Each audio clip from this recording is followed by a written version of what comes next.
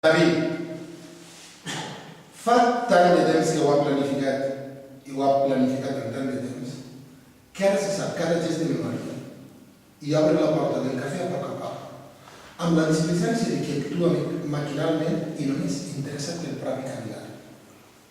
Ja l'he vist. Però es domina.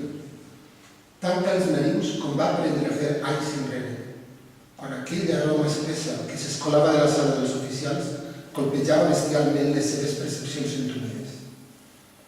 Tanca els narius com va aprendre a arrencar l'ànima durant els anys més llargs per sobreviure. I avança, amb la idèntica mecànica que li feia posar un peu davant de l'altre, aixafar la neu i no deixar-se anar i enfonsar-s'hi definitivament. Camina ara cap a la taula que hi ha buida, esperant just darrere de l'home de la xocolata. El mira les clientes. És un equip prim, translúcid, elegant. A la punta d'un nas minúscul s'aguanta, com de miracle, unes ulleretes daurades. Llegeix el diari amb parsimònia i passa les pàgines sense inclinar ni un grau l'esquena tipada. El full cruix secament i ell pren a cada moviment un glob de xocolata.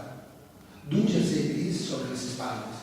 Els guants de pell reposen damunt la taula. Sembla aïllat del món, en una bombolla de carme. David li passa per davant i no tremola. L'home no l'ha vist. Remena mecànicament la xocolata i va llegint. David s'asseu i respira. Concentrant-se en els pulmons, només en ells, que no detecten cap olor. Sent com s'inflen i es contrauen, com l'oxigen recorre tots i cadascun dels seus alveols, nota el moviment rítmic de les costelles i es recorda l'estampa tristíssima quan un dia va tenir un mirall. Se li ha costat una noia de somriure indiferent, que què vol, li diu, i es descobreix demanant-li un suc de taronja. Va bé, àcid per a les papil·les gustatives, esgarrifant-se per esborrar la densitat ensucrada que l'avi de les ulleres continua escampant amb perfecta indolència. Ara tindran que controlar l'olor que li surta. Aleshores, només comptava amb la tècnica de barrar narius. Aleshores, en els temps del fred, les llàgrimes seques, la llengua balba, les mans de garfi, la pell exhaurida, les pústules, les nafres, la misèria i els morts. Tots els morts. Tants de morts. A poc, sense cap fressa, mentre la noia li acostava el suc de taronja, han anat trobant-se dient al seu voltant. Ja no tenen l'aire paupèrrim en què van deixar de bategar per la força de cansats.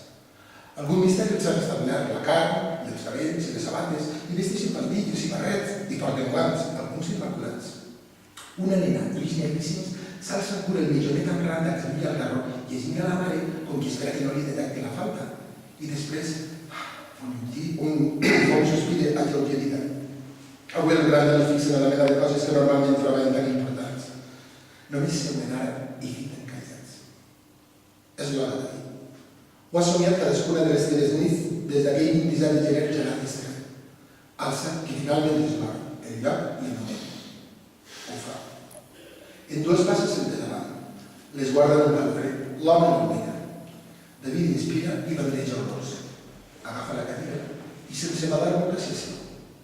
L'altre alça els ulls i es congela. David no s'immuta. Ha posat la mà a la butxaca i n'ha tret una pistola. La deixa damunt la taula. Bon dia.